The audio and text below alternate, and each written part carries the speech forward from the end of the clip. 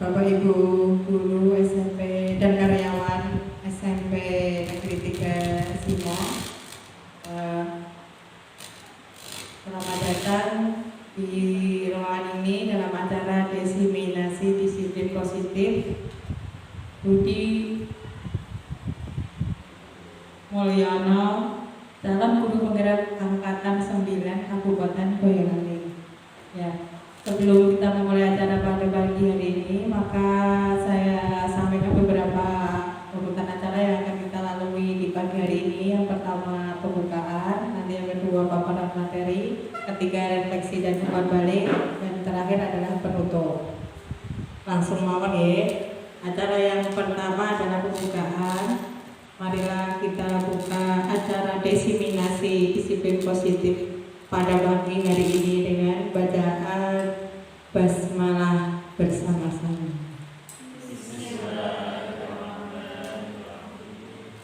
Semoga dengan bacaan basmalah tersebut kegiatan yang akan kita lakukan di pagi hari ini diberi kelancaran dan kemudahan. Amin. Lanjut, acara yang kedua adalah paparan materi yang akan disampaikan oleh beliau Bapak Budi Mulyono, CGP Angkatan 9 Kabupaten Boyolali. Dipersilakan. Terima kasih Bu Eni.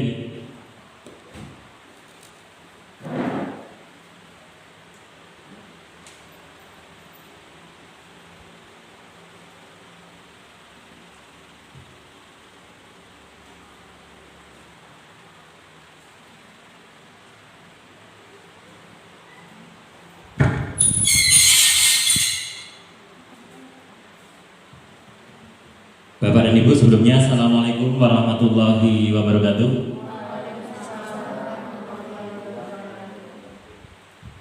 Alhamdulillah, puji dan syukur kehadirat Allah Subhanahu wa Ta'ala atas perkenannya pada pagi hari ini kita dapat berkumpul di satu tempat di ruang lab IPA dalam acara diseminasi disiplin positif di sekolah yang dilaksanakan di laboratorium IPA dengan mengambil topik penerapan keyakinan kelas dan segitiga restitusi sebagai perwujudan budaya positif di sekolah. Ini adalah salah satu tugas saya sebagai calon guru penggerak di angkatan 9 Kabupaten Boyolali.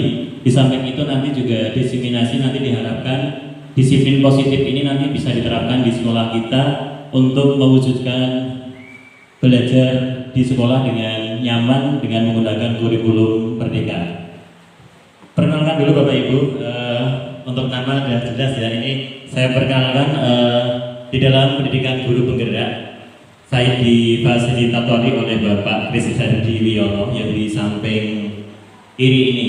Beliau adalah pengawas SD Bapak Ibu, berasal dari Kudus, belum pernah ketemu sekalipun, belum pernah ketemu. Kemudian yang di samping kanan ini adalah pengajar praktek saya, Ibu Eni Tri Lestari. Ini dari SMP Muhammadiyah Simo, sudah pendampingan 2 kali di SMP Negeri 3 Simo.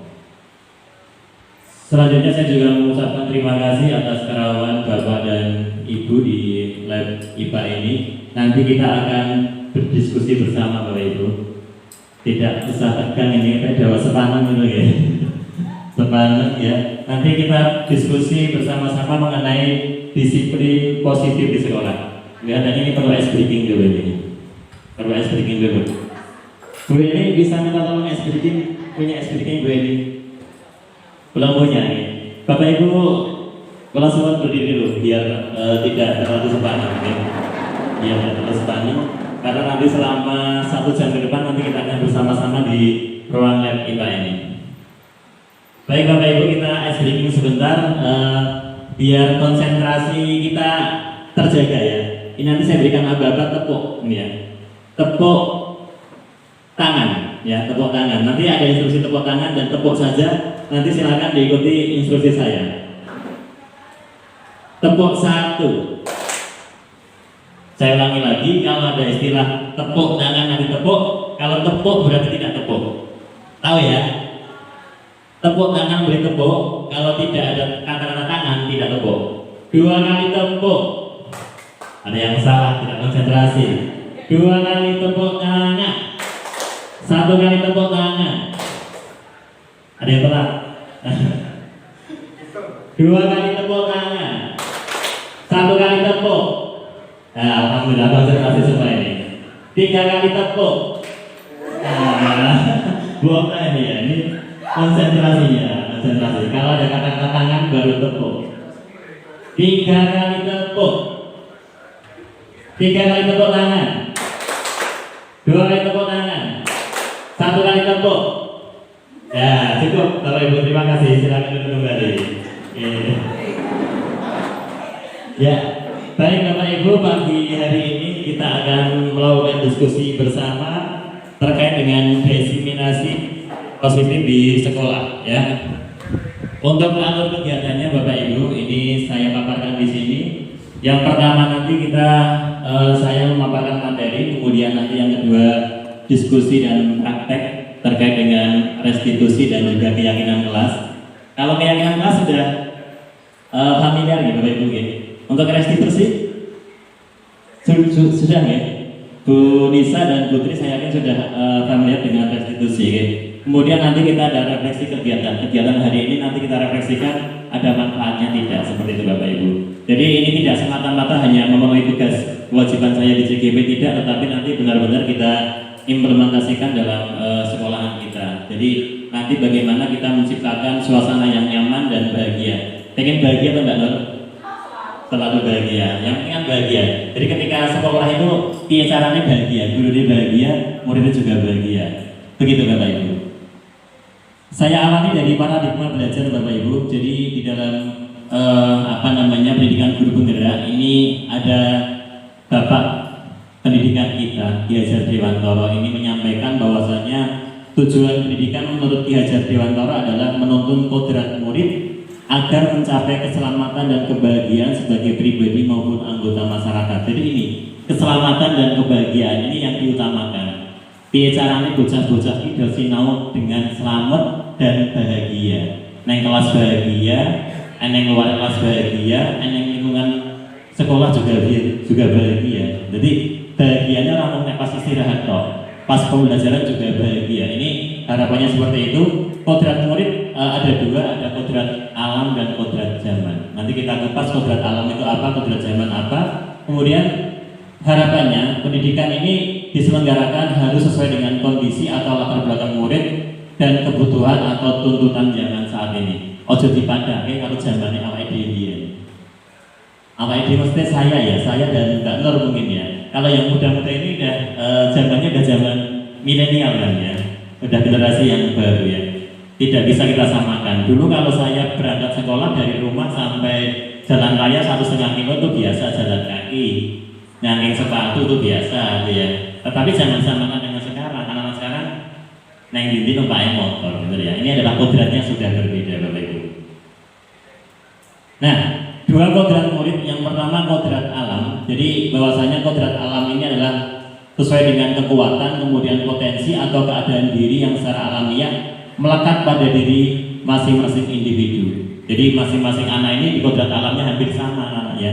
Jadi punya yang namanya potensi ya. Anak-anak saya yakin banyak potensi yang dimiliki. Kalau kita ibaratkan ada es yang terapung ya, gunung es di lautan, yang kelihatan kan hanya di bagian depan saja ya, di dalamnya nggak kelihatan. Nah ini yang perlu kita asah. Bagaimana anak-anak ini bisa mengembangkan potensi yang dimiliki. Sama anak-anak yang di sini juga banyak sekali potensinya. Potensi yang dimiliki banyak belum dikembangkan. Isin-isin gitu ya. Nah ini menjadi tantangan kita, menjadi tugas kita sebagai pendidik di sini ya. Jadi pendidik dan tenaga pendidik ini sama-sama bertanggung jawab. Jadi kenapa hari ini saya mengundang tenaga pendidik, karena juga sama-sama bertanggung jawab di pendidikan di SMP Negeri 3 Simo. Jadi Bu Nur, kemudian Pak Dian yang kita undang ke sini, Bu Ika ya, ini sebagai tenaga kependidikan, termasuk subbagian dari SMP Negeri 3 Simo. Dari atas sampai ke bawah ini semuanya penting Bapak Ibu. Jadi tidak ada yang tidak penting, itu tidak ada. Bahkan sampai yang di belakang ya, kita ibaratkan ini adalah sebuah rangkaian yang tidak bisa terpisahkan. Coba esok-esok lingkungannya masih kotor, otomatis kan belajarnya juga nggak nyaman gitu ya. Jadi semuanya penting, unsur dari atas sampai bawah sampai penjaga, petugas kebersihan, ini adalah semuanya penting di sekolah kita. Kemudian kodrat zaman ini adalah kekuatan, kemudian potensi atau keadaan diri yang berubah secara dinamis sesuai dengan kodrat kondisi sosial, budaya masyarakat atau perkembangan zaman, Bapak Ibu. Jadi zamannya saya ini zaman digital. Jadi nek kanthi ora iso sing jenenge internet, ya nanti akan tergilas gitu ya. Makanya anak-anak saat ini adalah cakap teknologi. Anak-anak cakap teknologi dengan aplikasi yang diberikan, mereka sangat familiar sekali, mudah mengikuti ya. Beda dengan saya gitu ya, misalkan menggunakan aplikasi tertentu harus belajar lebih giat lagi. Beda dengan anak sekarang, diajari tanpa diajari bahkan ya, menggunakan teknologi ini sudah leading. Contoh misalkan edit video di Capcut, di apa lagi Pak Aris yang Capcut ya ini ya, ini sangat leading sekali ya. Saya juga sering ini minta bantuan ke anak-anak kayak Vina, itu sering saya suruh mengeditkan video saya. Tidak sampai 10 menit selesai. Padahal kalau saya ngedit 1 jam kadang nggak selesai ya. Ini bedanya generasi sekarang. Ini kodrat zamannya sekarang. Makanya ketika anak-anak belajar dengan digital, ini termasuk salah satu yang saya angkat di pembelajaran di CGP. Saya mengangkat pembelajaran digital. Ini sangat penting sekali. Jadi ketika anak-anak membawa HP, ini nggak masalah bagi saya, tetapi kita yang mengarahkan bagaimana. Kita strategi, kita kumpulkan pada pagi hari. Kita nggak akan bisa membentuk teknologi Bapak Ibu.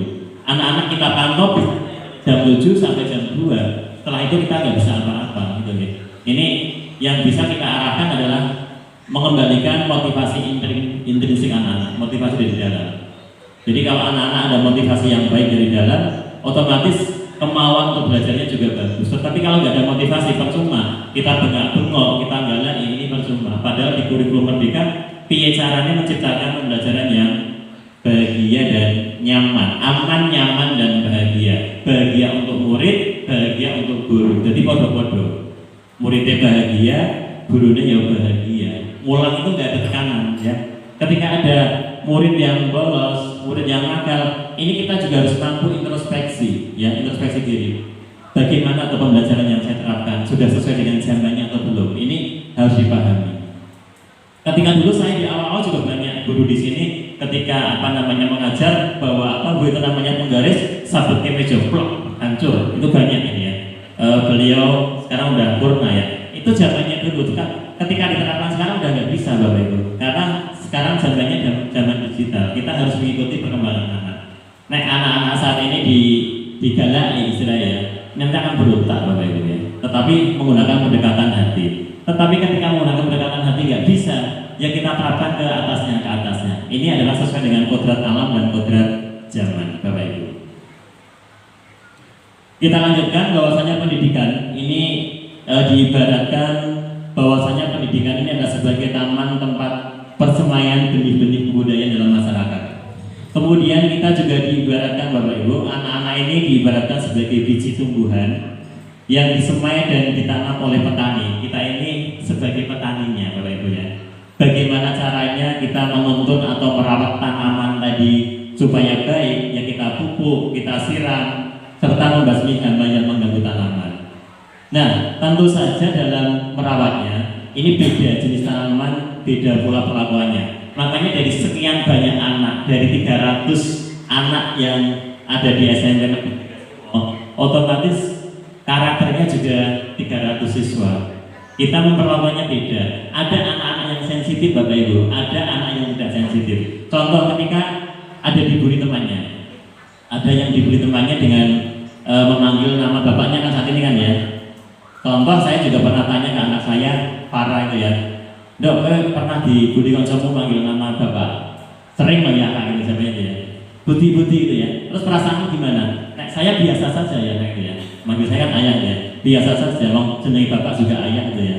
Dan saya juga nggak masalah gitu ya. Nah ini berlaku untuk anak saya, tapi kan nggak berlaku untuk anak yang lain gitu ya.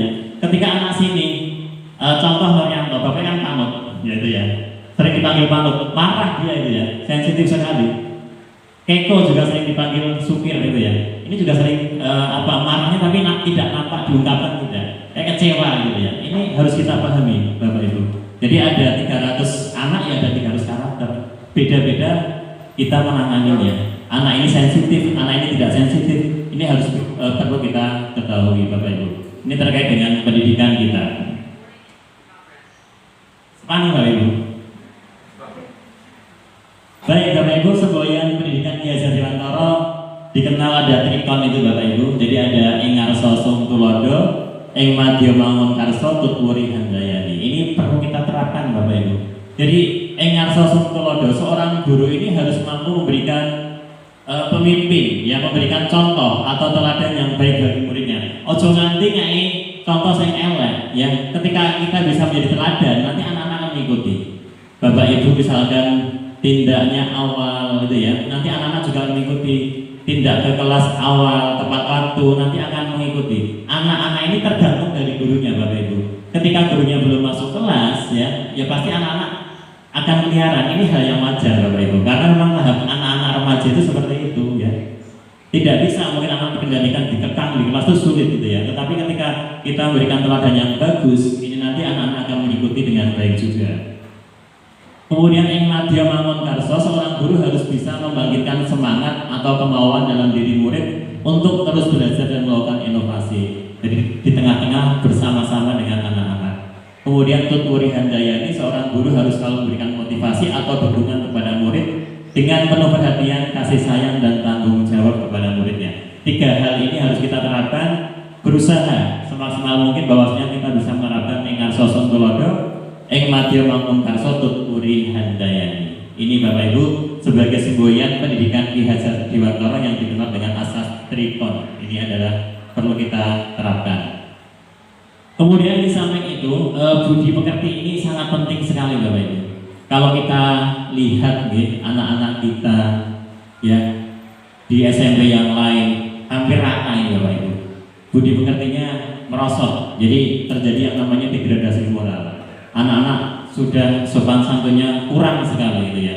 Tidak tahu menempatkan diri bagaimana bergaul dengan yang lebih tua, piye caranya menghormati yang lebih tua. Kemudian bergaul dengan sesama teman-temannya. Kemudian bagaimana memperlakukan yang lebih kecil. Ini harus kita gali lagi, anak-anak kita dekati lagi supaya mereka bisa kembali lagi budi pekertinya. Pernah saya katakan bahwasanya yang namanya adab ini adalah sangat penting sekali dan kedudukannya lebih tinggi daripada ilmu. Jadi adab, perilaku, budi pekerti ini sangat penting sekali. Kemudian menurut Ki Hajar Dewantara bahwasanya dalam beberapa kasus guru hanya mengajarkan kecakapan kognitif dalam belajar, tetapi lalai mengajarkan budi pekerti yang baik seperti rendah hati, saling tolong menolong, bekerja sama dan lain sebagainya. Padahal dalam proses pendidikan itu yang namanya budi pekerti adalah hal yang penting bagi murid ya. Perlu kita tuntut supaya mereka memiliki budi pekerti yang bagus. Ketika anak-anak ngomong kotor, mengumpat, ya harus kita ingatkan. Ketika anak-anak berlaku yang tidak baik, kita ingatkan dengan cara yang baik. Ini adalah budi pekerti ini sangat penting sekali Bapak Ibu. Kemudian budi pekerti juga diartikan sebagai perpaduan antara cipta, kemudian rasa dan juga karsa Bapak Ibu. Jadi anak-anak ketika memiliki perilaku yang jujur, kemungkinan kecil dia akan melakukan kegiatan yang buruk. Jadi ini ada unsur kebaikan di dalam diri anak-anak. Ketika mereka ini sudah memiliki sifat jujur ya, ini kemungkinan kecil ia melakukan yang namanya kebohongan, mengambil sesuatu yang bukan miliknya, atau bahkan ia merasa terganggu jika melihat ketidakjujuran terjadi di sekitar kita. Nah, kita harus tahu banyak sekali kejadian yang terakhir ini terjadi di kelas 7, banyak pencurian pensil. Ini karena apa? Karena budi pekertinya merosot. Anak-anak tidak jujur ya. Ketika kejujuran ini ada, otomatis tidak akan mungkin terjadi hal tersebut. Monggo Bapak Ibu nanti kita bersama-sama kita gali lebih dalam kenapa Pak anak ini bisa terjadi seperti ini. Pasti ada yang namanya latar belakangnya. Latar belakang keluarga, kemudian latar belakang lingkungan, kemudian pergaulan, ini perlu kita tinjau. Tidak mungkin kita tidak menjustis anak langsung buruk ya, tetapi kita gali lebih dalam lagi. Kenapa anak ini melakukan seperti ini? Ini adalah dalam rangka mengembalikan budi pekerti mereka menjadi lebih baik lagi. Baik Bapak Ibu, kita masuk ke materi kita, disiplin positif. Nah, dalam rangka menumbuhkan yang namanya pembelajaran yang bagus, kemudian budi pekerti yang baik, ini adalah dengan cara salah satunya adalah disiplin positif Bapak Ibu. Ketika mendengar kata-kata disiplin, apa yang terbayangkan Bu Eni? Silakan Bu. Disiplin. Ketika mendengar disiplin, pendapatnya Bu Eni. Yang bawa mic Bu Eni di situ. Ketika mendengar kata-kata disiplin, apa yang terbayang? Terkekang mungkin itu. Boleh pakai mic-nya Bu. Ketika mendengar kata disiplin, apa yang terbayang atau terpikirkan di benak pikiran Bu Eni? Di benak saya, Iya. disiplin lawan sesuatu sesuai dengan ketentuan yang sudah ada. Baik, bagus sekali. Kita berikan tepuk tangan. Ya, dulu. nih. Ya. Jadi melakukan sesuatu yang sudah ada sesuai ketentuan ya, ketentuan. Berarti peraturan gitu ya. Ada peraturan ya. Baik, mungkin Bapak Ibu ada yang berpendapat lain terkait dengan disiplin. Ketika mendengar kata disiplin ini apa yang terbersit di pemikiran Bapak Ibu? Harus tertib, harus ikut aturan tersebut gitu ya. Pasti seperti itu ya. Ada perasaan tertekan, khawatir gitu mungkin ya. Nah, kita di dalam pendidikan ini kita kenalkan yang namanya disiplin positif Bapak Ibu. Baik, kita lihat Bapak Ibu, disiplin positif ini adalah disiplin dari dalam diri seseorang berdasarkan motivasi internalnya. Ya, jadi disiplin positif ini bukan karena orang lain, bukan karena takut hukuman, kemudian bukan karena mengharapkan imbalan atau hadiah. Rata-rata ketika anak-anak disiplin kan nanti ini karena takut gitu ya, kemudian karena Pak Guru, karena Bu Guru, kemudian karena mengharapkan imbalan, barangkali seperti itu. Itu disiplin yang dilalui oleh anak-anak. Tetapi ketika disiplin positif, ini adalah motivasi internal. Anak-anak memiliki motivasi dari dalam bahwasanya ketika melakukan hal tersebut, ini bukan karena orang lain, bukan karena Pak Said, bukan karena Bu Nur. Kelas tidak ramai di kelas karena takut Bu Nur. Tidak seperti itu, disiplin positif. Tetapi selama ini mungkin beberapa kasus yang terjadi seperti itu kan ya. Ketika Mbak Bu Nur keluar kelas, keluar dari kantor, itu langsung dosen naik kelas. Nah, ini karena berarti ada unsur takut, motivasi internalnya belum ada. Harapannya ketika ada disiplin positif, ini nanti anak-anak kita ini melakukan sesuatu ini karena motivasi dari dalam. Jadi bukan karena orang lain, bukan takut hukuman, tidak mengharapkan imbalan atau hadiah. Kemudian Bapak Ibu, disiplin positif ini sebagai bentuk dari kontrol diri untuk mencapai tujuan yang mulia. Jadi ada nilai kebajikan universal, kemudian menjunjung nilai kebajikan yang diyakini, kemudian berdasarkan kehendak sendiri, kemudian tetap berperilaku mulia tanpa bergantung pada hukuman atau hadiah. Jadi ketika anak-anak sadar dan butuh gitu ya, tanpa disuruh, tanpa diawasi, mereka bisa melaksanakan disiplin positif. Ini adalah hal yang perlu dilakukan dan ditumbuhkan ke anak-anak kita. Jadi ketika mereka tertib, berangkat pagi, berangkat awal, ini berawal dari motivasi sendiri. Nah, ini tercapai ketika mereka memiliki cita-cita dan juga memiliki visi yang bagus dan tercermin dalam diri mereka secara pribadi. Jadi ada motivasi internal yang ada di dalam masing-masing anak, Bapak Ibu.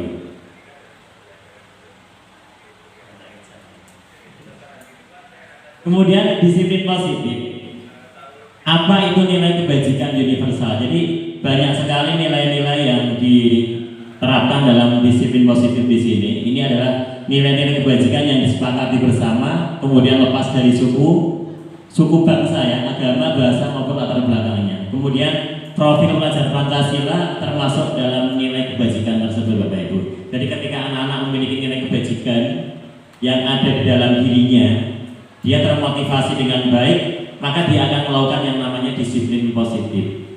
Tidak karena orang lain, tidak karena hukuman, dan tidak karena hadiah. Nah, nilai-nilai kebajikan itu apa saja? Yang pertama adalah profil pelajar Pancasila. Ada 6, Bapak Ibu, ada 6 elemen ya. Ada 6 elemen. Coba kita ice breaking dulu terkait dengan profil pelajar Pancasila. Ini ada nyanyiannya. Bu Okta hafal ya. Bisa minta bantu Bu Okta ke depan untuk ice breaking pelajar Pancasila. Belajar Pancasila. Oke, berdiri semua Bapak Ibu. Teman-teman Bu Okta ke depan.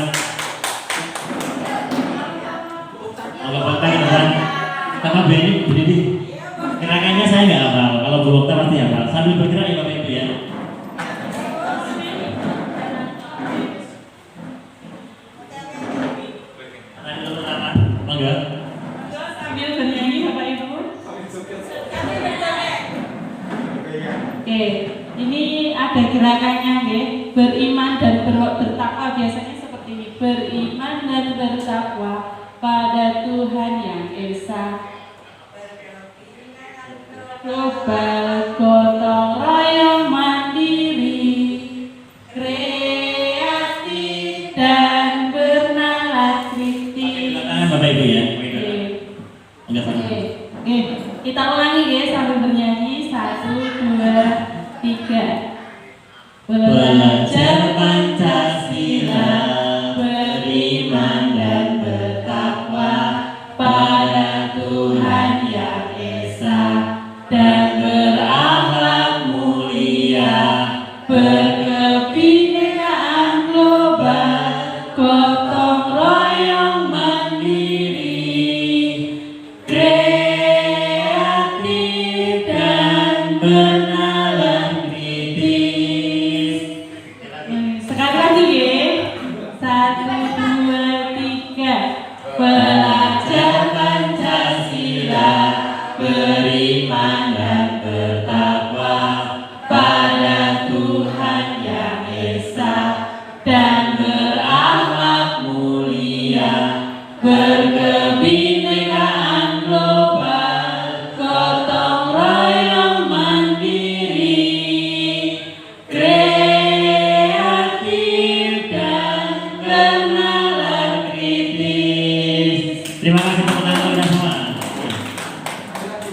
Terima kasih Boga. Baik Bapak Ibu, kita lanjutkan terkait dengan disiplin positif. Tadi ada nilai-nilai kebajikannya. Yang pertama dari profil pelajar Pancasila ada 6 tadi.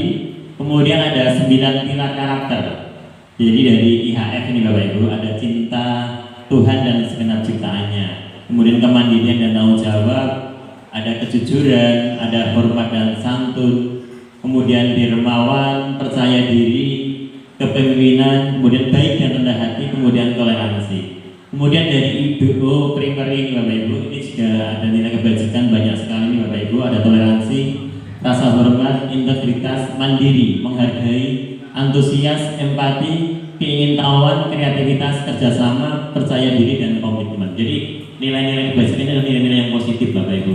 Kalau saat ini yang lagi ini ya di kurikulum Merdeka adalah 6 elemen profil pelajar Pancasila. Ini harus diterapkan dan dimiliki di masing-masing murid kita Bapak Ibu. Baik, kita lanjutkan.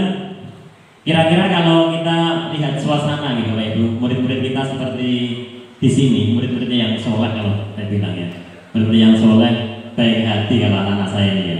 Kalau di SMP 3, kalau menurut saya juga masih cukup stabil anak-anaknya ya. Memang hampir rata Bapak Ibu. Kalau kita lihat anak-anak kita yang di sini seperti ini kondisinya dari pagi sampai jam 2 kita bersama-sama dengan anak-anak kita dan selalu terus Bapak Ibu sampai nanti kita pensiun ya. Nanti anak-anak kita seperti ini. Ketika ada anak yang istilahnya dalam tanda kutip istimewa, nanti tahun berikutnya barangkali mudah-mudahan nggak ada ya, mudah-mudahan ya. Tetapi secara pengalaman ini hampir tiap tahun ada anak-anak tanda kutip. Nah ini harus kita hadapi Bapak Ibu. Kita hadapi, kita sudah memiliki pengalaman di tahun sebelumnya.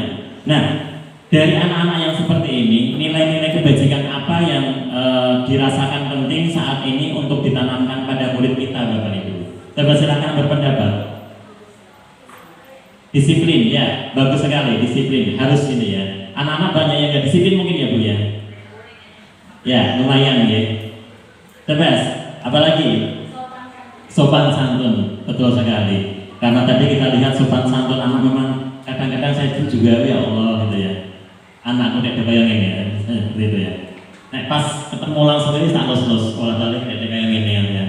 Terus tak tulang-tulangnya bisa berubah sudah bisa sukses seperti itu. Ya, inginnya seperti itu ya. Bupika mungkin berpendapat. Bertutur kata yang baik, ya. Bertutur kata yang baik. Ini sesuai dengan guru agama ini. Ya. Banyak ya pasti yang ingin kita tanamkan di anak-anak kita karena memang tidak hanya di SMP sini Bapak Ibu. Kalau saya punya pengalaman di sekolah yang lama, sebenarnya untuk tingkat kenakalannya masih tinggi di sana malah ya. Tidak saya sebutkan sekolahannya ya, tapi memang di pengalaman di sana dibandingkan di sini memang tingkat kenakalannya jauh berbeda. Ya, kalau di sini ya rata-rata masalah sopan santun, kemudian pacaran, bolos itu ya, sederhana. Tapi ketika di perbatasan sana itu berbeda, udah sampai marah ke hal-hal yang negatif, sampai di apa namanya yang terlarang, narkoba itu sudah sampai itu ya. Nah, alhamdulillah anak-anak kita masih terkendali dengan baik. Mungkin sebatas merokok ini yang perlu kita apa namanya ya lebih ekstra lagi, bagaimana ini menjadi PR kita bersama Bapak Ibu. Jadi ketika anak-anak ini sadar bahwasanya ada motivasi dari dalam, nanti akan bisa berhenti. Tetapi ketika nggak ada motivasi, kalau kita press seperti apa ya tidak akan bisa Bapak Ibu. Jadi ini motivasi atau nilai kebajikan ini yang perlu kita terapkan. Sebagai contoh, misalkan anak-anak kok pakai helm. Pakai helm hanya karena takut, hanya karena hukuman, hanya karena ingin hadiah, percuma gitu ya. Tetapi ketika ada nilai kebajikan, oh saya pakai helm karena ada nilai kebajikannya adalah untuk apa Bapak Ibu? Keselamatan, ya keselamatan.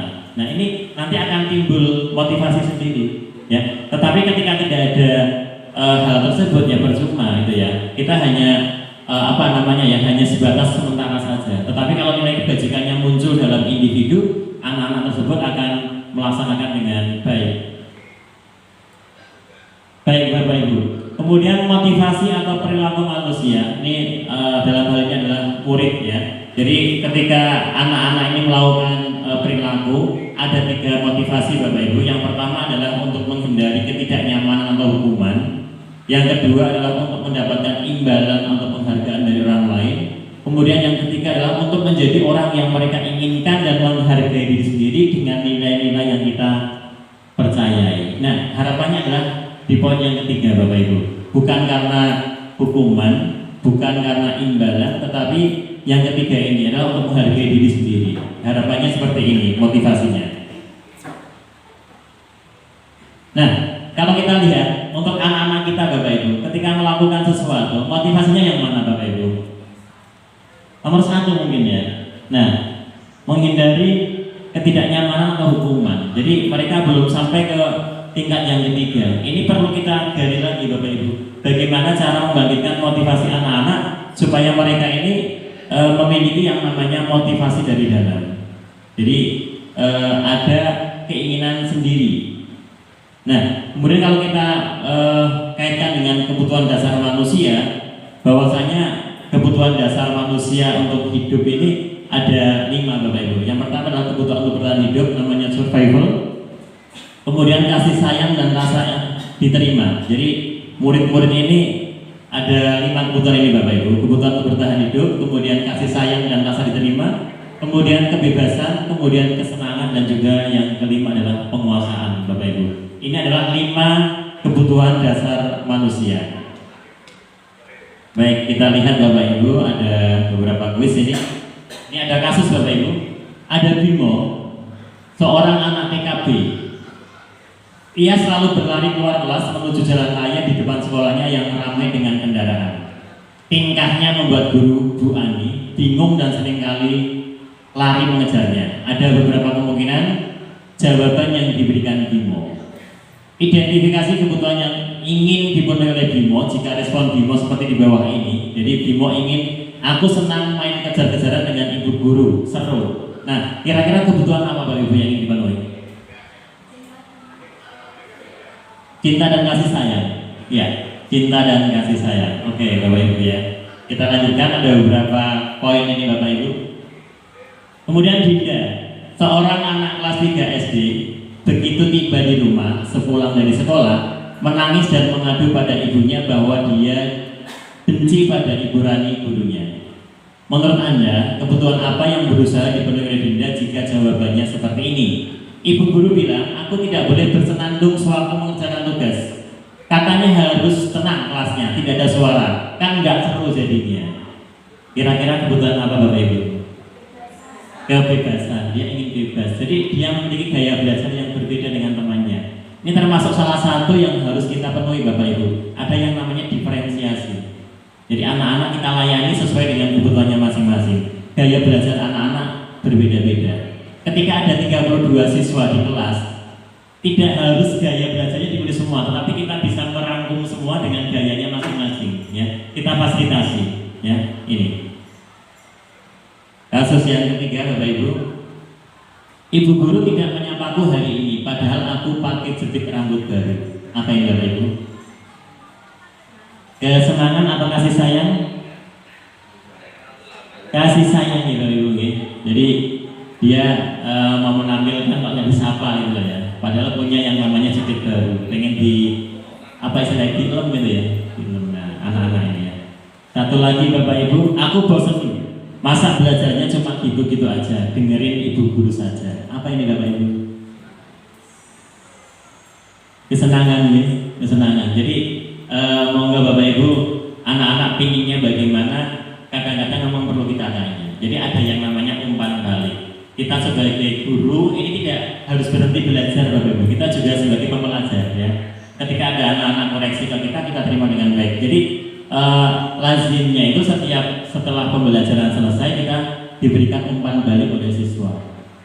Ini seharusnya seperti itu. Jadi nanti sekali, dua kali, nanti bertahap Bapak Ibu, dan nanti tiap kali pembelajaran Bapak Ibu minta umpan balik ke anak-anak. Bagaimana pembelajaran hari ini dan menyenangkan belum? Pak Guru harus bagaimana? Bu Guru harus bagaimana? Ini kita tanya kepada siswa, entah itu secara langsung ya, atau mungkin melalui kertas gitu ya. Ini nanti bisa untuk evaluasi pembelajaran kita Bapak Ibu. Masih ada satu lagi ini. Aku sebel gambarku tidak rapi, malah ibu guru menunjukkan ke teman-temanku di depan kelas. Dia kan malu gitu ya. Apa ini Bapak Ibu? Kebutuhan yang ingin dipenuhi. Penguasaan Bapak Ibu ya. Jadi dia harusnya nggak ditunjukkan ke teman-temannya. Dia merasa malu gitu ya. Ini Bapak Ibu. Oke, Bapak Ibu, setelah kita memahami 5 kebutuhan dasar manusia, apabila kita mengetahui murid kita melakukan kesalahan atau melanggar tata tertib, mari kita coba lihat kebutuhan dasar apa yang sedang ia coba penuhi. Ya, jadi kita lihat apa di sebenarnya kalau anak-anak melakukan ini, kita akan latar belakangnya. Contoh, kemarin ada anak kita yang bernama Rofik ya Bu ya. Rofik, dia menjadi anak buahnya siapa Bu? Bandung ya, mencuri pensil. Kebutuhan dasarnya apa? Sempat saya tanya padahal sakunya 20.000. Dia karena kesenangan ternyata ya, karena kesenangan. Nah, nanti kita alihkan. Kesenangan itu jangan hal-hal yang negatif. Ini kan nilai kebajikannya nggak ada. Terus berkembang sekarang saat ini berkembang di kelas 8 Bapak Ibu. Nanti kalau tolong Putri atau Bu Nisa ya ditangani ada siapa namanya itu Aji, kemudian Casey. Ini ada 2 ini belum tertangani karena juga ambil beban cukup banyak Bapak Ibu. Ya kemarin di jam siang karena saya lanjut untuk Jimit kemarin ya. Ini termasuk kasus ini kita tangani dengan apa namanya menggunakan latar belakang. Nanti ada restitusi Bapak Ibu ya. Kita lanjutkan dulu. Nah, baik Bapak Ibu, dari cara mewujudkan disiplin tadi sudah saya sampaikan ada yang namanya hukuman, kemudian penghargaan dan restitusi. Nah, restitusi ini nanti yang akan kita terapkan di sekolah kita ya. Restitusi ini adalah proses menciptakan kondisi bagi murid untuk memperbaiki kesalahan mereka sehingga mereka bisa kembali pada kelompok mereka dengan karakter yang kuat. Ini harapannya seperti ini Bapak Ibu. Nanti ada yang namanya restitusi, ada segitiga restitusi. Restitusi juga proses kolaboratif yang mengajarkan murid untuk mencari solusi untuk masalah yang dihadapi. Kemudian membantu murid berpikir tentang orang seperti apa yang mereka inginkan. Kemudian bagaimana mereka harus memperlakukan orang lain. Ini Bapak Ibu, ini adalah restitusi. Ketika ada yang salah kita tanya latar belakangnya. Salah itu tidak apa-apa. Nanti baru lanjut berikutnya kita munculkan nilai kebajikan dan keyakinan kelas yang disepakati. Nah, kemudian cara mewujudkan disiplin yang betul ini adalah Bapak Ibu. Ini adalah 3 hal tadi, hukuman. Ini nanti arahnya negatif Bapak Ibu. Ketika dihukum, anak-anak nanti cenderung akan marah, mudah marah, kemudian juga menjadi orang yang penendam Bapak Ibu. Kemudian penghargaan. Nah, ketika penghargaan yang nggak ada, nanti ini juga menjadi problem Bapak Ibu. Tetapi ketika kita terapkan yang namanya restitusi ya ini nanti adalah hal yang positif, akan muncul yang namanya identitas sukses. Baik penghargaan maupun restitusi ini sebenarnya adalah identitas sukses, tetapi ketika kita melaksanakan hukuman ini adalah identitas yang gagal. Kita tidak mampu menangani anak-anak ketika kita hanya menghukum saja. Ini arahnya adalah ke sana Bapak Ibu, kita bisa menangani anak dengan restitusi, artinya anak bisa memiliki solusi sendiri, kemudian tidak akan melakukan hal tersebut secara terulang, Bapak Ibu. Baik, kita lihat dulu posisi kontrol, Bapak Ibu. Ini pernah disampaikan juga sama Ibu Yuyun, waktu di ruang guru, Posisi kontrol orang tua atau kita sebagai guru ini ada 5, Bapak Ibu. Yang pertama adalah sebagai penghukum, ya, sebagai penghukum. Kemudian yang kedua sebagai pembuat rasa bersalah. Kemudian posisi sebagai teman, posisi pemantau, dan yang kelima posisi manajer. Bapak Ibu, coba kita amati satu video dulu ini. Nanti kita lihat video ini guru sebagai apa, Bapak Ibu. Coba kita bersani bersama-sama.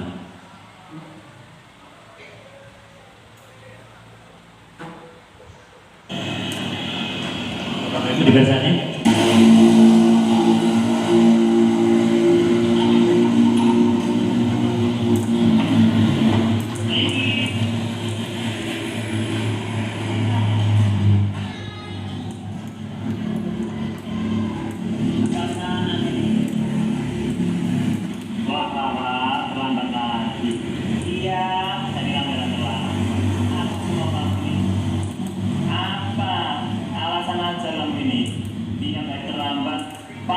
Ini baju gak dimasukkan. Mau jadinya apa kamu ini nanti? Sudah terlambat, baju gak dimasukkan. Kamu sudah tahu konsekuensinya. Sana, silakan mari dimakan. Apa? Kamu berani sama saya? Sudah salah, masih jawab lagi. Saya tambah hukumannya. Lari 10 kali, tetapi dilihat bajunya juga dimasukkan. Dimasukkan dulu. Masukkan di sana, lakukan 10 kali. Jadi orang itu bukan ingat hari berapa. Langganan tiap hari terlambat terus. 10 kali, siap nggak sana?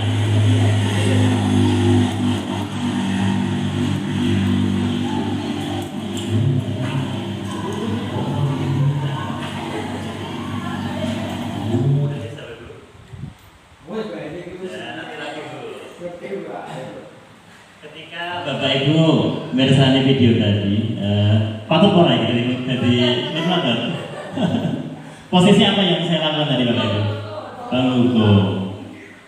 Kira-kira kurang galak ya? Kurang galak. Kurang galak. Yang patut galak ini siapa ini? Dari penghukum. Betul Bapak Ibu. Jadi penghukum dilihat Bapak Ibu. Posisi penghukum, jadi ini biasanya menggunakan hukuman fisik maupun verbal, Bapak Ibu. Jadi ada verbal maupun non verbal ya. Jadi dengan menggunakan kata-kata atau tindakan ini ya. Jadi ucapan ini juga termasuk kekerasan sebenarnya, Bapak Ibu. Jadi kekerasan itu bukan hanya di fisik saja, tetapi ketika ucapan itu juga termasuk yang namanya kekerasan.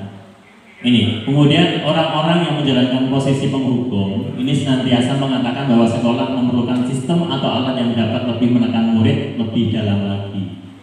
Kemudian guru yang menerapkan posisi penghukum biasanya berkata, patuhi aturan saya atau awas gitu ya. Kamu selalu saja salah.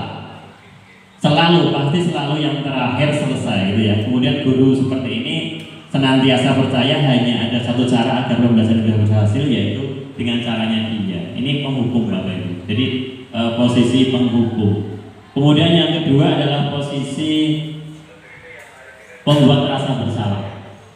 Videonya tidak ada, Bapak Ibu, bukan ini. Pembuat rasa bersalah, ya. Jadi ini guru biasanya menggunakan kata-kata yang sudah agak lunak. Kemudian kata-katanya lembut seperti ini, Bapak Ibu. Ibu sangat kecewa sekali dengan kamu. Berapa kali Bapak harus memberitahu kamu ya? Gimana coba kalau orang tua kamu tahu kamu berbuat begini? Nah, di posisi ini murid akan memiliki penilaian diri yang buruk tentang diri mereka. Jadi dia tersudut, Bapak Ibu. Murid tidak merasa tidak berharga dan telah mengecewakan orang-orang yang disayanginya. Ini posisi pembuat rasa bersalah. Kemudian yang ketiga adalah sebagai teman. Jadi guru memposisikan diri sebagai teman. Nah, guru pada posisi ini tidak akan menyakiti murid, namun akan tetap berupaya mengontrol muridnya melalui persuasi. Nah, posisi teman ini bisa bersifat negatif maupun positif, Bapak Ibu ya. Positif di sini berupa hubungan baik yang terjalin antara guru dan murid. Guru di posisi teman menggunakan hubungan baik dan humor untuk memengaruhi seseorang. Contohnya kata-katanya adalah, ayo bantulah demi Bapak ya, seperti itu. Ayo ingat tidak bantuan Bapak selama ini. Kemudian ya sudah, kali ini tidak apa-apa, nanti Ibu bantu bereskan. Ini Bapak Ibu, posisi teman.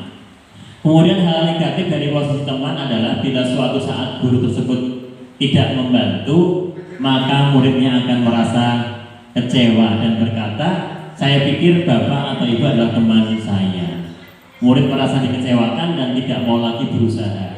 Hal lain yang mungkin timbul adalah murid hanya akan bertindak untuk guru tertentu saja yang memposisikan diri sebagai teman.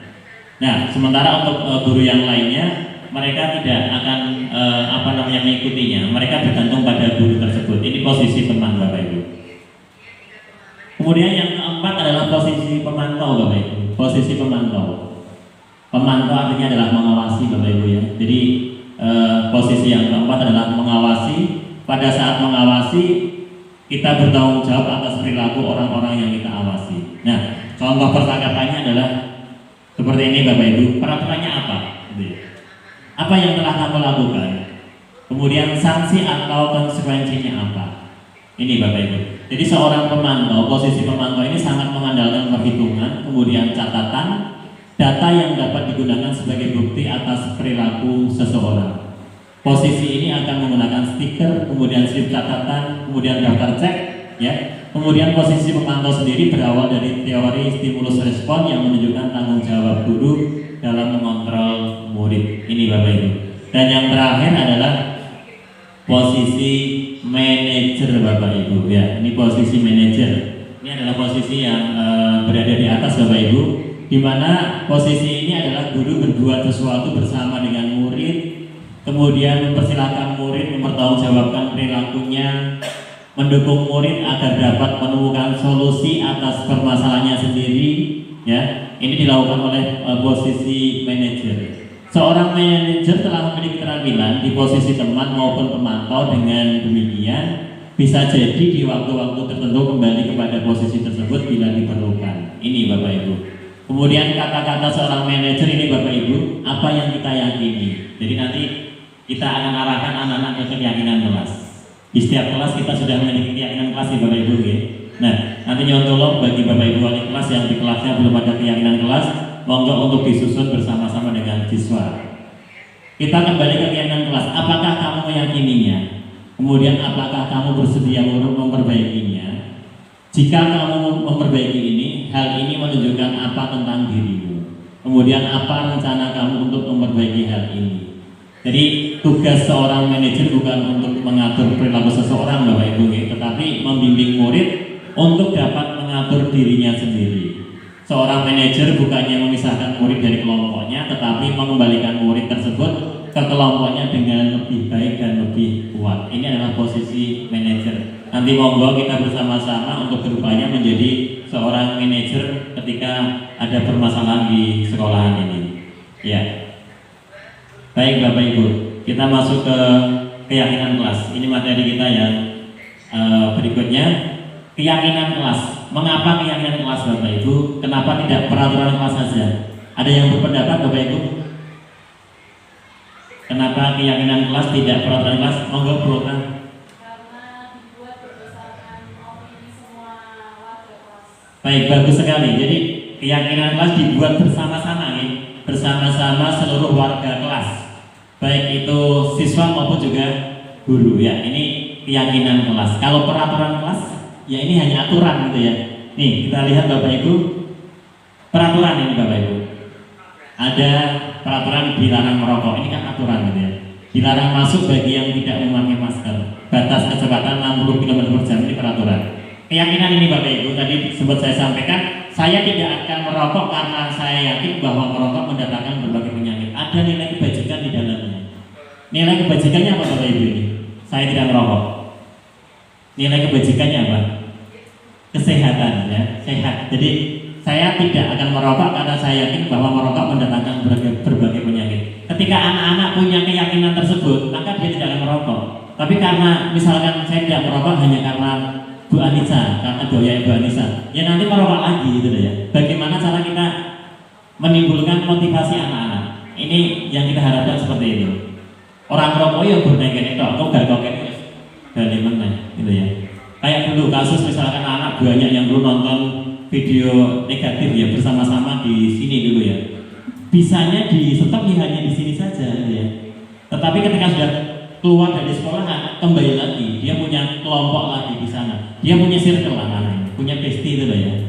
Sama ini juga sama. Ketika rokok ini kita stop di sini dengan sini ya. Ketika nanti sore hari dia punya bestie ya, Bapak Ibu. Dia punya bestie, punya circle di sana. Dia ngumpul di tempatnya siapa? Tempat depan itu banyak sekali anak-anak di situ. Nah, ketika udah di luar jam ini yang kita sulit. Kita harus bekerja sama MOU dengan pihak eksternal, dengan komite, dengan warung. Ini memang arahnya ke sana, Bapak Ibu. Nah, tetapi lebih bagus lagi ketika anak-anak punya keyakinan kelas, punya keyakinan pribadi tadi ya, nilai kebajikan. Saya tidak merokok karena rokok mendatangkan berbagai penyakit. Masih ada nggak anak yang seperti ini? Masih ada, Bapak Ibu. Nah, anak-anak yang punya cita-cita, saya besok ingin jadi angkatan, nggak merokok sekarang ini. Dipengaruhi temannya nggak jalan ya. Dia punya motivasi dari dalam, punya keyakinan. Ini yang harus kita terapkan kepada anak-anak kita. Udah saya oleh sebenarnya anak-anak itu ya. Kalau kalian itu bergaul ya bergaul yang orang yang baik. Kedawang adalah parfum, kau ya akan wangi gitu kan ya. Sama Bapak Ibu. Ketika anak-anak ini bergaulnya dengan anak-anak yang negatif, ya nanti akan bergaul. Anak-anak yang rokok akan ikut-ikutan seperti itu. Tetapi ketika motivasi dari dalamnya udah bagus, ya dia tetap tidak akan meninggalkan yang namanya keyakinan ini. Kemudian ini, saat pandemi saya selalu memakai masker agar tidak terinfeksi virus COVID-19. Berarti ini kan juga faktor kesehatan dan keselamatan lagi. Jadi nilai kebajikannya itu. Saya mengemudikan mobil di bawah 60 km per jam untuk menjaga keselamatan diri dan pengguna jalan yang lain. Ini kan keselamatan juga. Ini motivasinya seperti itu, Bapak Ibu. Baik. Ada yang perlu didiskusikan, Bapak Ibu sampai di sini? Ada yang didiskusikan? Belum ada? Ya, kita lanjut dulu. Baik, yang namanya keyakinan dan peraturan, Bapak Ibu. Ya, keyakinan ini dalam diri seseorang. Ya, jadi yang menentukan keyakinan itu dirinya masing-masing. Tetapi kalau peraturan, pemangku kebijakan. Kalau di sekolah kita ya jelas ada yang namanya peraturan sekolah. Ini mutlak yang membuat kita. Jadi unsur dewan guru dan tenaga pendidik dan pendidikan membuat peraturan sekolah. Contoh, Senin Selasa seragamnya OSIS. Ini adalah peraturan. Bukan keyakinan ini peraturan yang membuat adalah pemangku kebijakan. Kemudian motivasi yang terbentuk adalah motivasi dari dalam ketika keyakinan itu. Jadi motivasi intrinsik dari masing-masing murid. Kemudian kalau peraturan motivasinya ekstrinsik. Ini untuk menghindari hukuman atau mengharapkan imbalan. Betul. Jadi ketika hari Senin tidak pakai OSIS dia dihukum. Ini loh. Ini adalah peraturan. Bedanya seperti itu. Jadi kenapa sekarang kita gencarkan, kita buat keyakinan kelas, artinya adalah anak-anak biar memiliki motivasi dari dalam. Kemudian dia juga bisa menentukan dari dirinya sendiri bersama dengan temannya, kemudian dirumuskan bersama-sama dengan guru, Bapak Ibu. Ya, kemudian menurut Gosen ini Bapak Ibu, suatu keyakinan akan lebih memotivasi seseorang dari dalam atau memotivasi secara intrinsik. Seseorang akan lebih tergerak dan bersemangat untuk menjalankan keyakinannya daripada hanya sekedar mengikuti serangkaian peraturan. Ini terkait dengan keyakinan tadi. Terakhir Bapak Ibu, kita masuk ke segitiga restitusi. Ini penanganan masalah Bapak Ibu. Ketika ada anak-anak kita bermasalah, coba nanti kita terapkan yang namanya segitiga restitusi Bapak Ibu. Jadi coba kita hindari sebagai posisi penghukum, kemudian sebagai pembuat rasa bersalah. Kita coba menerapkan yang namanya segitiga restitusi. Maka Bapak Ibu kita lihat untuk langkah-langkah segitiga restitusi ini ada 3. Yang pertama adalah menstabilkan identitas.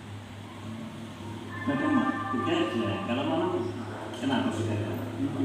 Oh main game, kenapa ya main? Apa game yang mainkan kalau malam? FF. Nah, sebenarnya main game itu boleh ya, tapi harus tahu pada tempatnya. Tujuannya apa? Biar tidak terlambat masuk sekolah. Nah, coba kira-kira kalau kamu terlambat seperti ini, sudah melanggar keyakinan kelas belum? Siapa dulu sih? Melanggar aturan tidak? Keyakinan apa yang melanggar? Datang tepat waktu bagus sekali. Berarti kamu melanggar keyakinan kelas karena tepat waktu. Nah, kira-kira kamu mau memperbaiki itu tidak? Mau datang tepat waktu ya? Terus gimana kira-kira cari solusinya?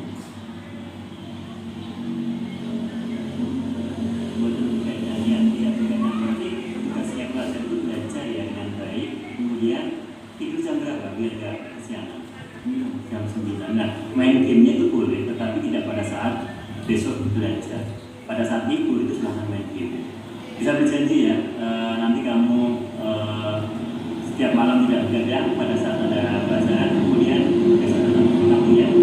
Iya, bisa ditepati ini ya. Iya. Baik, berarti besok saya minta kamu bisa datang tepat waktu. Kemudian malam hari tidak main game terus. Jadi tugasnya belajar. Jadi jam 9 tidur, esok paginya tidak kesiangan dan datang tepat waktu. Begitu ya? Ya, silakan masuk ke kelas. Ya. Ya. Sama-sama silakan. Satu lagi ya. Satu lagi ini kasus Agustian ini. Sama mungkin kasusnya dengan saya. Agustian.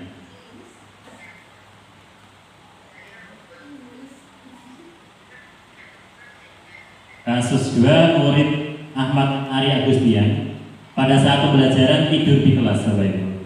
Sama tidak ini? Sesuai. Ini nyata ini, Bapak Ibu. Assalamualaikum warahmatullahi wabarakatuh.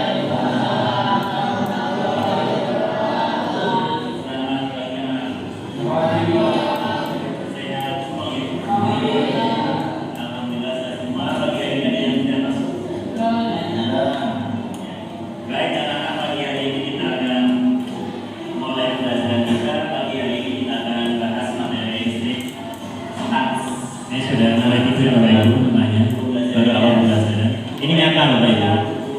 Di kelas 9B Agustian perilaku seperti ini. Listrik statis dalam kehidupan sehari-hari.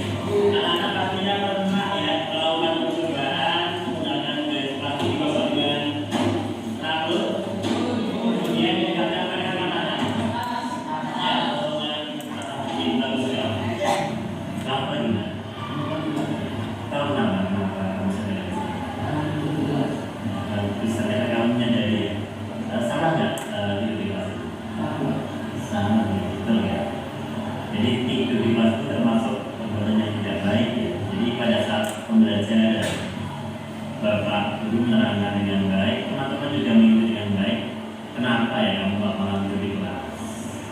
Karena tidurnya kemalaman Pak. Ini juga masih menstabilkan identitas Bapak Ibu. Ya, berarti tidurnya kemalaman juga. Kamu tidur di kelas, ini artinya kamu sudah istilahnya tidak menepati keyakinan kelas ya. Keyakinan kelas apa yang kamu langgar di kelas kamu? Tidak boleh tidur di kelas. Nah ini ternyata kamu juga tahu ternyata tidak boleh tidur di kelas. Tadi kamu sampaikan kamu tidurnya kemalaman sehingga pada waktu pelajaran kamu ngantuk gitu ya, nah ya. Iya. Nah kalau kamu sudah melanggar keyakinan kelas, kamu mau tidak merubah supaya kamu bisa menaati keyakinan kelas yang sudah kita sepakati? Mau. Caranya bagaimana? Tidur lebih sore. Tadi kamu tahu kondisinya malam. Kita tidak dikurangi ya. Kalau mau dikurangi kalau besok masih tidur di kelas lagi, HP-nya diapakan itu? Disita sama siapa? Sama ibu aja ya? Sama ibu di rumah aja ya? Ya. Jadi mulai besok kamu untuk pembelajaran baik di jamnya Pak Budi maupun jamnya Pak Budi di kelas ya nak ya. Ya, bisa terjadi ya. Ya, ya mudah-mudahan mulai hari ini dan seterusnya kamu bisa belajar dengan baik, tidak tidur di kelas supaya kamu bisa menggapai cita-cita kamu dengan baik. Begitu ya nak ya. Ya, saya rasa cukup, kamu bisa kembali ke kelas mengikuti pelajaran berikutnya. Ya, sama-sama ya. Ya, ini Bapak Ibu salah satu penerapan segitiga restitusi yang saya laksanakan dengan kasus murid Agustian tidur di kelas. Dan alhamdulillah pada perkembangan berikutnya setelah saya restitusi, murid Agustian bisa tidak tidur di kelas pada jam saya, kurang tahu di jam yang lain. Ya, karena memang keyakinan kelasnya yang saya terapkan adalah salah satunya tidak tidur di kelas. Karena ada kasus tersebut, saya terapkan kasus tidur di kelas ini saya angkat di kelas 9B. Ya, sampai saat ini juga alhamdulillah murid Agustian tidak pernah tidur di kelas ketika jam saya. Kemudian kalau di kasus Riki tadi, ini juga terlambatnya jarang sebenarnya ya, tetapi mepet datangnya, karena bisa lebih awal mudah-mudahan. Gitu ya. Baik Bapak Ibu, kiranya ini Bapak Ibu yang dapat saya paparkan di materi disiplin positif, mudah-mudahan nanti bisa kita terapkan. Sebelum saya akhiri, monggo untuk ada hal yang perlu didiskusikan, disampaikan Bapak Ibu. Monggo, semuanya monggo. Iya, benar, silakan. Ini nggak tahu ya masuk dalam ini apa tidak. Yang penting untuk mengisi saja. Kemarin kan Dino itu nunggu jangan dulu 9A ya, dan ada ya di situ di 9A. Danu. Ya, itu kan Danu kan sering nggak masuk. Ya itu teman-temannya itu gini. Nah, itu loh, jalan itu sering nggak masuk, tapi sekolah nggak ada. Apa tidak lanjut? Padahal kita yang sering berangkat saja berusaha disuruh yang disiplin ini itu ada yang seperti itu. Ini Mary gitu. Tolong disampaikan dulu. Monggo. Oke, baik, terima kasih Bu Nur. Ini memang termasuk PR kita. Jadi tahapan anak-anak yang bermasalah, memang ini ada tahapannya. Ketika anak-anak ini kita restitusi nggak berhasil, ya nanti kita ada langkah yang lain. Untuk kasus Danu ini sebenarnya penanganannya juga sudah tidak kurang-kurang ya sebenarnya nih. Penanganannya tidak kurang-kurang dari wali kelas, kemudian dari guru BK, home visit sudah kita laksanakan. Nah, perlu dicermati Bapak Ibu bahwasanya yang namanya pendidikan ini bukan hanya tanggung jawab guru dan sekolah. Satu hal yang penting ini adalah orang tua. Ya, orang tua ini sangat penting sekali. Mungkin yang belum kita lakukan adalah pemanggilan orang tua ya. Nah, nanti mungkin ini bisa kita jadikan sebagai acuan juga. Nanti mungkin perlu ada pemanggilan orang tua. Nanti perlu kita buat restitusi dengan orang tuanya. Terima kasih Bu Nur ya. Jadi ini sebenarnya sudah masalah lama, tapi sampai sekarang belum mendapatkan solusinya. Nanti kita bersama-sama Bu Putri, kemudian Bu Nisa, Bu Pika wali kelasnya gitu. Nah, nanti kita sampaikan ke pihak-pihak yang berwenang atau terkait dengan permasalahan ini. Saya yakin juga dari Bapak Ibu guru semuanya sudah berusaha semaksimal mungkin dalam melaksanakan tugasnya, bagaimana caranya anak ini bisa tertib dengan baik. Tetapi perlu diingat, sekolah ini yang namanya pembelajaran bukan hanya tanggung jawab sekolahan. Jadi di sekolah hanya jam 7 sampai jam 2, yang namanya keluarga ini sangat penting sekali. Nah, sampai mana dukungan orang tua nanti perlu kita gali lebih dalam. Ngoten nggih Bu Nur nggih. Ya. Monggo tadi Pak Aris. Untuk kendala yang teralami saat melakukan restitusi apa? Dan bagaimana solusinya? Ya, kendala saat menjalani restitusi ini. Pada saat ini Bapak Ibu untuk restitusi karena baru saya lakukan di anak-anak yang istilahnya kejadian di saat sekarang ya. Untuk tantangannya, memang anak-anak ini ketika digali pertanyaan kadang hanya diam Bapak Ibu, diam, bergeget ya. Pernah juga saya manggil anak-anak itu malah merocos, nangis. Terus respon dia kayak gini gitu ya. Nah, ketika terjadi seperti itu ya kita tenangkan dulu anak-anak ini, kita tenangkan, kita bangkitkan motivasinya. Kemudian nanti diberikan kesempatan untuk menyampaikan unek-uneknya. Kemarin saya menangani anak tidak harus di ruang BK Bapak Ibu. Saya kadang di bawah pohon. Oh, di atas pohon tidak, di bawah pohon. Kemudian di musola juga saya sering menangani anak-anak itu. Kita piye caranya bisa bicara dari hati ke hati, anak-anak biar bisa mengungkapkan. Kemarin yang di hari apa itu malah anak kelas 7 tuh ini ikut nangis terus berbes-meles gitu ya, berbes-meles lantas bukan itu. Ini tantangan Bapak Ibu. Untuk solusinya ya tadi kita kembalikan anak-anak bisa tenang lagi, kemudian biar bisa menyampaikan unek-uneknya disampaikan tanpa ada rasa takut. Ya perlu Bapak Ibu. Kadang-kadang kita sebagai manajer ya monggo, kemudian sebagai posisi pemantau, posisi teman ya, tetapi harus tahu di posisi mana yang harus kita hadapi. Mungkin bahkan di posisi menghukum ya ini, tetapi harus kita ingat anak-anak ketika menghukum, tolong ini jangan sampai ya ada yang namanya kekerasan di sekolah kita. Jadi di sekolah kita sudah ada yang namanya tim TPS ya, tim penanganan dan pencegahan kekerasan. Jadi kekerasan ini meliputi kekerasan fisik maupun juga non fisik, termasuk ucapan Bapak Ibu ya, ucapan kemudian logat ini juga termasuk di sana, termasuk di dalamnya adalah kekerasan seksual. Kalau lihat anak-anak Bapak Ibu sering dokter kapan itu ya, ini menjadi perhatian khusus untuk kita. Ini Bapak Ibu. Ngoten Pak Aris, ada lagi Bapak Ibu? Moga Pak Said.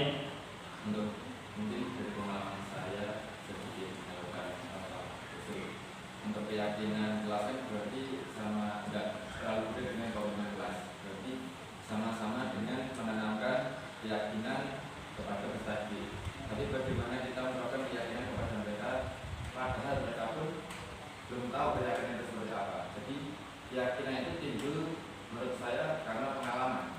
Saya pengalaman tidak pakai helm, kecelakaan itu parah. Yakin kalau tidak pakai helm akibat kita lebih parah. Tapi bagaimana dengan peserta didik yang mungkin misal dilarang merokok, padahal pengalaman mereka tidak apa-apa. Saya yakin mereka tidak apa-apa. Bagaimana kita menanamkan bahwa merokok itu memang berbahaya untuk peserta didik. Terima kasih Pak Said, bagus sekali pertanyaannya. Memang untuk keyakinan kelas, tadi ada keyakinan kelas, kemudian apa tadi?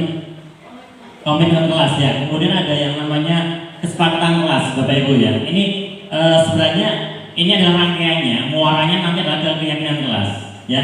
Nah, bagaimana cara membuat keyakinan kelas? Ini nanti kita bersama-sama antara Bapak Ibu guru dan juga anak-anak. Anak-anak nanti diminta untuk menuliskan dulu apa yang mereka inginkan.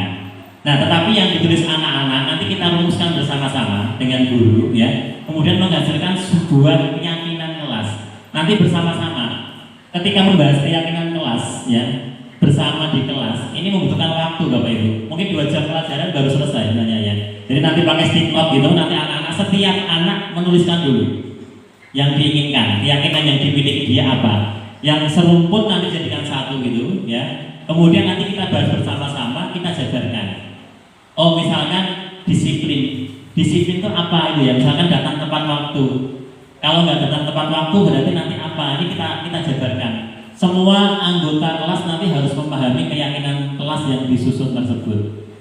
Nah, ketika sudah jadi keyakinan kelas sudah jadi, ditempel, dibuat poster, ditempel di sudut ruangan atau di titik mana ya.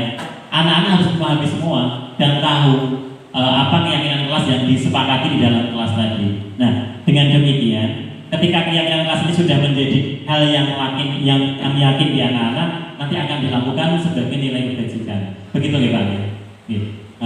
Oke, monggo ada lagi? Monggo Bu Nur.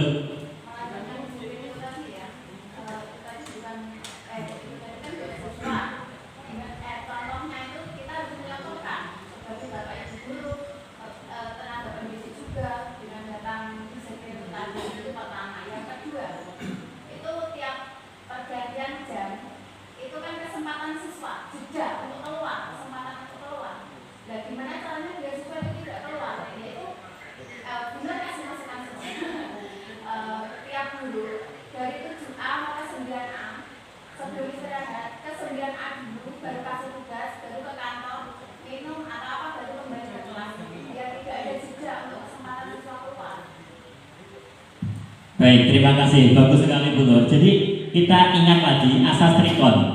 Jadi ada ing ngarsa tulodo, ing madya mamon karsa tuturi handayani. Kita harus bisa menjadi contoh untuk anak-anak. Nah, misalkan pergantian jam, guru renek, jangan disalahkan muridnya keluar. Ya, ini hal yang wajar. Anak-anak saat ini ya, dengan usianya mereka, ini hal yang wajar. Anak-anak ingin rasa bahagia. Bahagianya apa? Dolan, gojek, ini hal yang wajar. Tetapi ketika ada gurunya, ya anak-anak nanti akan mengikuti gurunya.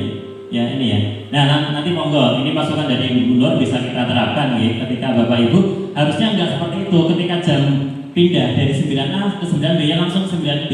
Istirahatnya nanti jam 10 gitu ya. Tetapi kalau mau disiasati ketika ada keperluan ke belakang ya monggo itu ya. Tetapi kalau dengan alasan makan dan minum, kalau saya malah agak toleransi ini ya. Jadi toleransinya ya nanti makanya pas jam istirahat. Beda dengan kasus tertentu, misalkan di BIPA, monggo itu ya.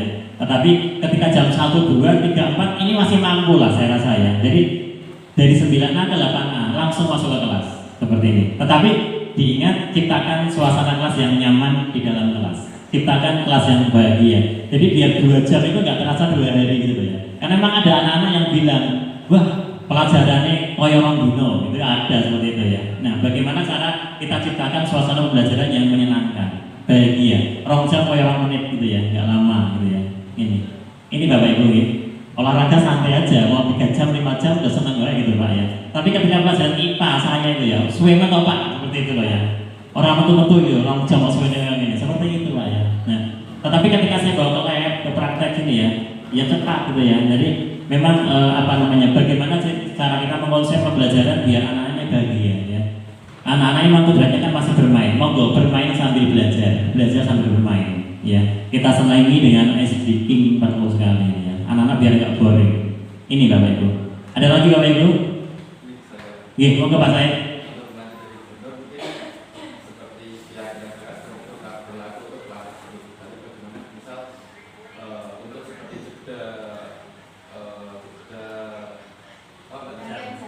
jeda jam kan seperti olahraga itu pasti paling jeda sendiri. Dikarenakan olahraga itu keluar kelas, itu pasti keluar kelas.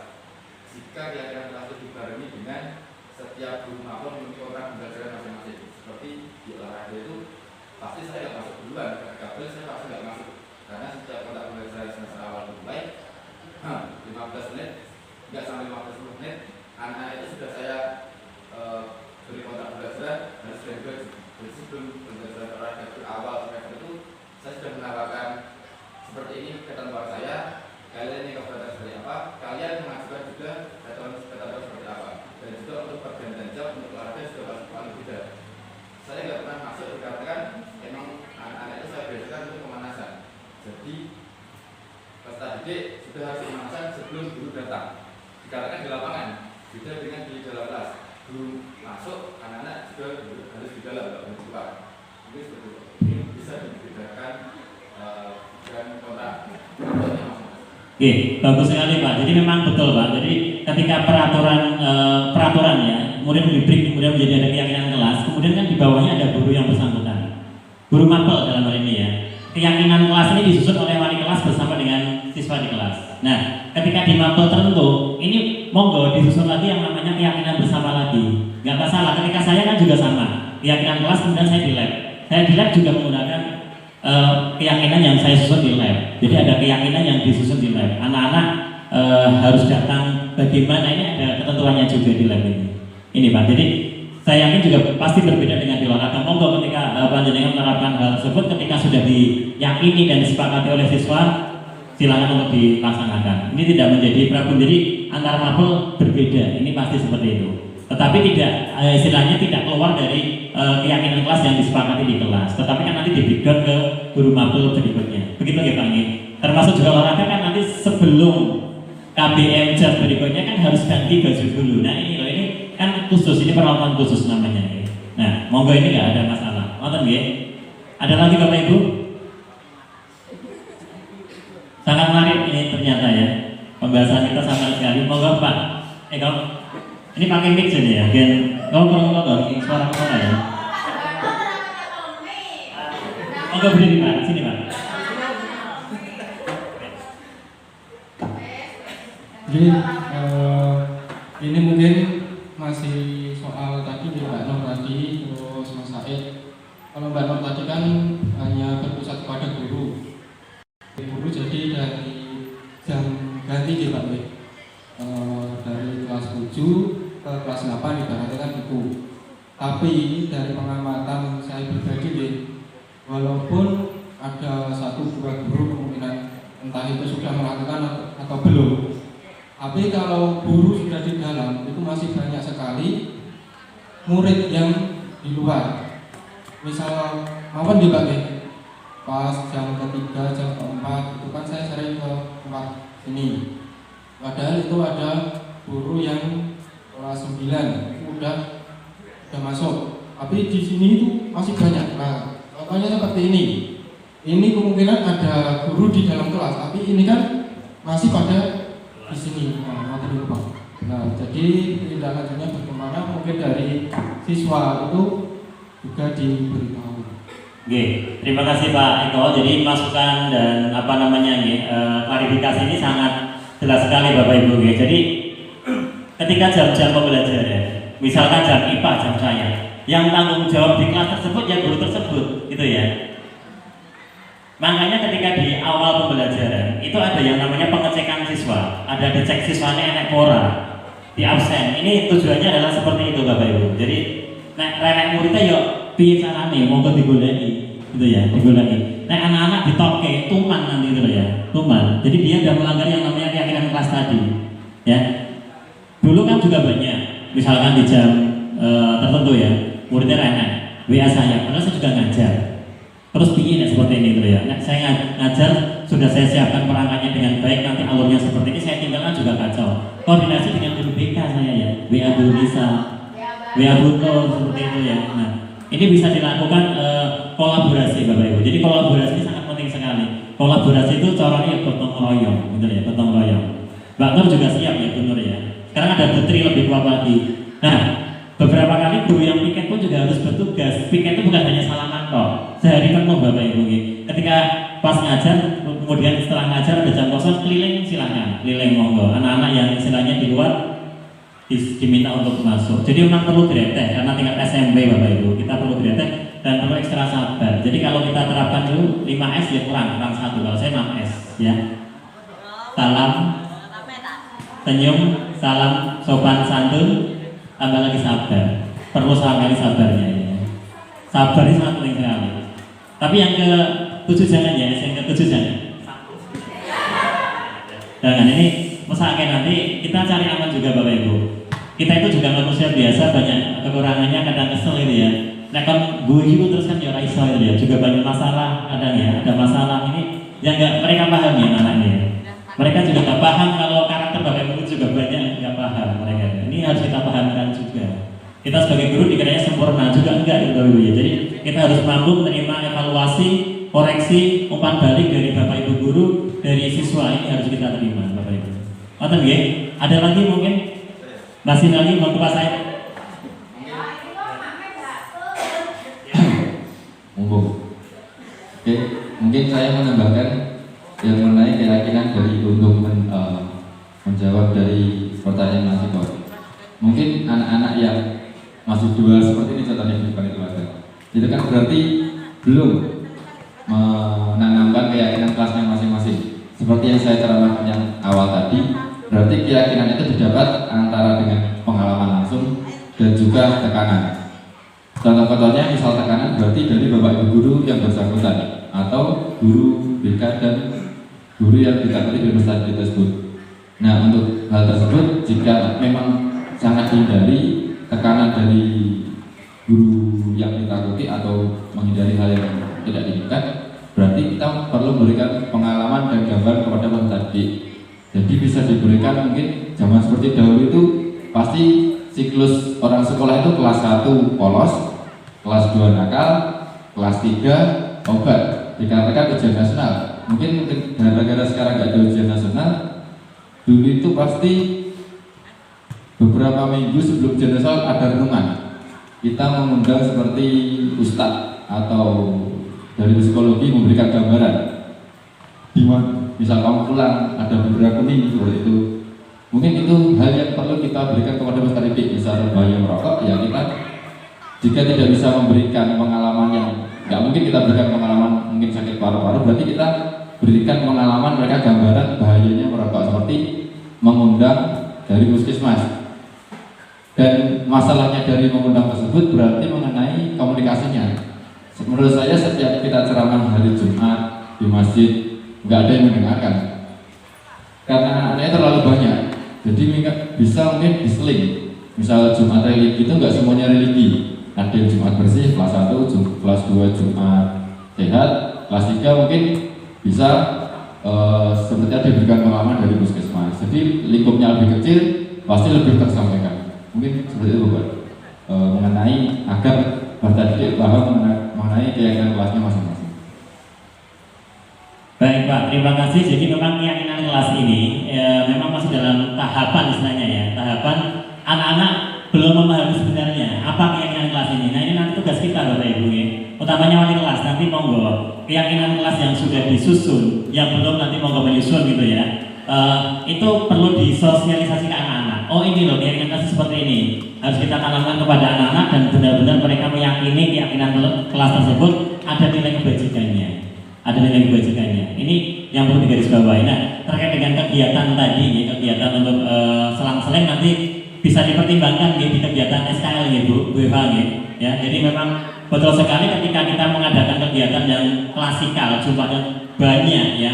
Memang tingkat keberhasilannya sekian persen memang itu ya. Tetapi ketika kita kerucutkan ya, kita lebih pilah ya nanti biasanya memang lebih maksimal. Nah, ini menjadi PR kita berarti ini, menjadi PR kita. Tetapi nanti pasti ada kendala yang lain. Ketika kelas 7 kita buat religi, kelas 8 kita buat Jumat sehat, kelas 9 kita buat sosialisasi, nanti ada kendala yang lain. Pasti itu ada ya. Nanti kita bisa pertimbangkan. Tetapi sebatas ini adalah kita kan keyakinan kelas dulu. Monggo untuk keyakinan kelas ini benar-benar bisa diterapkan dan dipahamkan ke seluruh warga sekolah dari lapisan atas sampai ke bawah. Jadi semua termasuk di dalamnya adalah siswa. Itu ya Bapak Ibu ya. Saya rasa cukup ya Bapak Ibu ya. Cukup. Monggo Bu Eni untuk dilanjutkan untuk saya minta refleksi dan juga umpan balik di kegiatan hari ini ya. Baik Bapak Ibu, untuk hari ini pemaparan saya cukup. Mudah-mudahan membawa hal yang bermanfaat. Jika banyak salah dan kurangnya saya mohon maaf yang sebesar-besarnya. Saya akhiri bila itu akhir beridaya. Akhirul kalam. Wassalamualaikum warahmatullahi wabarakatuh.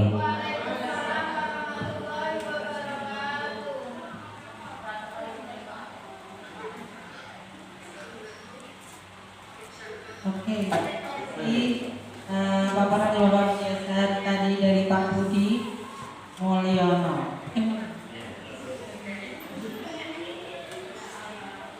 Kita lanjutkan ya, langsung saja. Lanjut, acara yang ketiga adalah refleksi dan umpan balik. Monggo.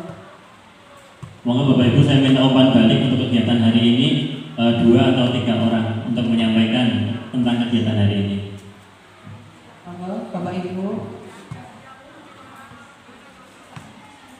Bu Tanggung. Ya, Bu Eva. Putri. Putri.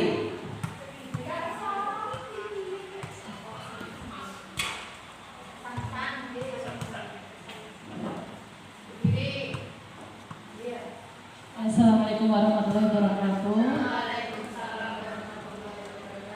Untuk kegiatan diseminasi disiplin positif di sekolah oleh Pak Budi sangat bermanfaat sekali. Matur nuwun Bapak.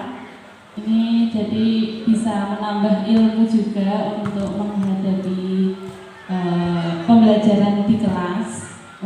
Untuk di kelas saya sendiri sebagai wali kelas juga sebagai guru mapel juga. Nanti insya Allah akan saya terapkan di kelas 8C. Kebetulan di kelas saya ini tentang kesepakatan kelas sudah saya tempel Pak, mohon maaf.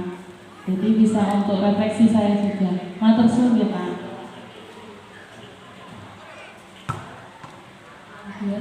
Lanjut lagi, Bu Eva, mungkin waktu SKT ini bagus sekali di dalam kegiatan.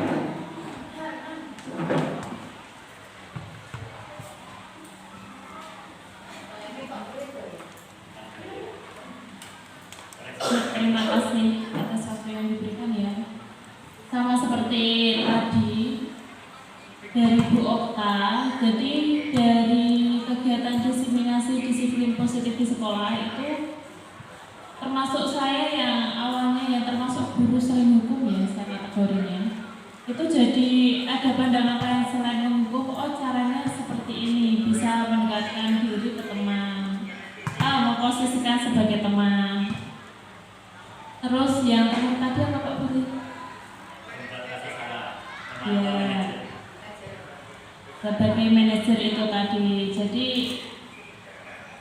lumayan banyak yang didapat dari kegiatan Pak Budi ini tadi, sehingga bisa membuka pikiran saya yang bisa saya terapkan kepada siswa-siswa SMP Negeri 3 Simo. Terima kasih. Satu lagi ya. Dari guru BP ya. Saya ingin dengar dari guru BP. Monggo Ibu Tri. Ya, terima kasih waktu yang diberikan. Dari penyampaian Pak Budi tadi tentang diseminasi disiplin positif di sekolah itu sangat bagus ya, sangat bagus, dan semoga bisa kami terapkan di sini. Kita terapkan di sini agar anak-anak juga berkembang sesuai perkembangannya. Mungkin. Terima kasih. Oke, tahun tepuk tangan untuk semuanya. Kesimpulannya berarti kegiatan diseminasi disiplin positif pada pagi hari ini sangat bermanfaat sekali ya untuk kemajuan SMP Negeri 3 Simo. Semoga saja bisa kita terapkan di sini ya. Oh, katanya apa lagi sudah? Selanjutnya penutup ya. Karena sudah semua rangkaian acara sudah selesai, kita tutup. Alhamdulillah sudah lancar acaranya. Kita tutup acara pada pagi hari ini, pagi menjelang siang, siang menjelang sore, dengan bacaan hamdalah bersama-sama. Terima kasih for your attention and see you next